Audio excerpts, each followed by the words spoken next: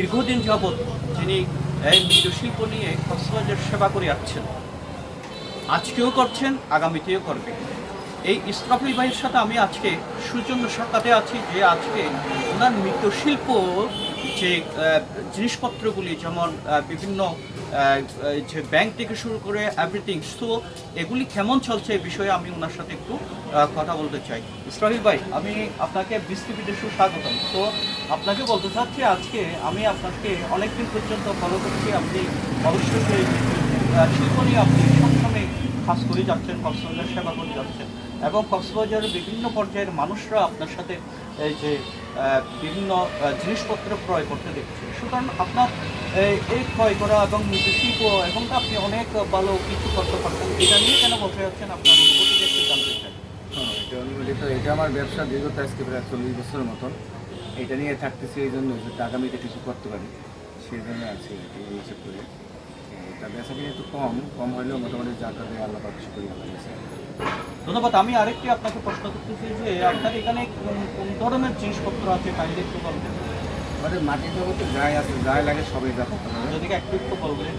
যেমন মনে করেন ব্যাংক হইতে আপনার এই মাটির দোকানের আপনার এই ব্যাংক, তারপরে আপনার এই তারপরে আপনার তারপরে পার্টি, এরকম ধরনের সব থেকে এখানে পাওয়া যায় সব। আচ্ছা, আপনার এখানে কোন ধরনের মানুষগুলি আপনার এই যে জিনিসগুলি নিতে আসে, যেমন কোন পর্যায়ে মানুষগুলি আসে? পর্যায়ে মনে করেন হিন্দুরা জিনিস কিছু আছে, কিন্তু এগুলো দরকার হয় এগুলো আসার সময়। তাছাড়া বাপমা মারা গেল, এগুলো লাগে, এই সময় সবসময়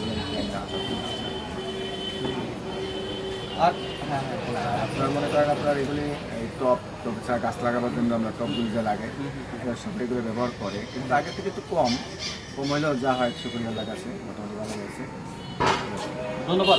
আপনার যে খুব সুন্দর একটি কর্ম, সেই মৃৎশিল্প, এখন আমরা জানি যে মৃৎশিল্প অনেকখানে হারিয়ে যাচ্ছে এবং গ্রামগঞ্জে আমরা দেখেছি অ্যাভেলেবেল মৃৎশিল্পের ছিল, বড় বড় কারখানা ছিল, ফ্যাক্টরি ছিল। তো এখন সবগুলো এখন দেখা যাচ্ছে একদম বিলীন হয়ে যাচ্ছে, ঐতিহ্য নষ্ট হয়ে যাচ্ছে।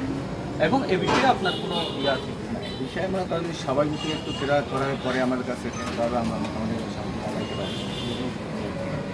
আর আপনার যে শিল্প নিয়ে আপনার কোনো কিছু বলার আছে কিনা, যে আপনারা মানুষকে কীভাবে এই বিষয়ে এগুলো ঐতিহ্যটা কীভাবে ধরে রাখতে পারি, এই বিষয়ে আপনার কোনো? এটা তো আমরা চেষ্টায় আছি, তারপরে মনে করেন সবাই একটু খেয়াল রাখে তো আমরা একটু মোটামুটি আগাইতে পারি। ধন্যবাদ। আমি ইসরাফিল ভাইয়ের সাথে কথা বলে জানতে পারলাম এই মৃৎশিল্প উনি দীর্ঘদিন ধরে করে আসছেন এবং ব্যবসা করে আসছেন এবং আগামীতেও করবে। তার একমাত্র লক্ষ্য হচ্ছে কক্সবাজারের মানুষগুলোকে বিভিন্ন যে মৃৎশিল্প দিয়ে মানুষকে সেবা করে যাবে। বিস টিভি বাংলা, মিস্টার সোহেল, কক্সবাজার।